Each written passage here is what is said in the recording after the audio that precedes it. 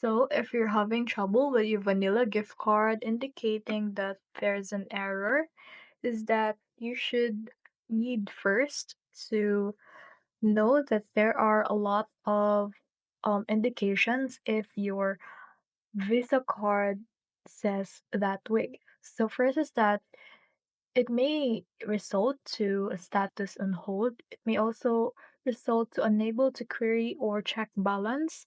It also has a gift card challenge or damage.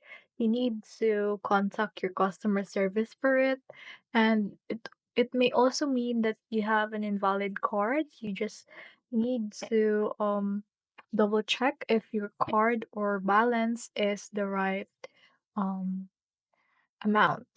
Next is that system error. It could be the vanilla gift card itself that has the is the suspect. Next, that you may have a zero balance, which can adjust purchase to match balance, and it may be that your card is not activated.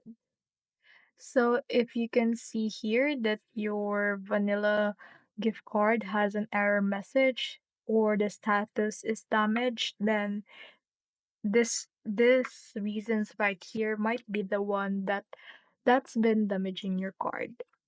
So right here, please let us double check our card number to ensure our the service for the vanilla gift card.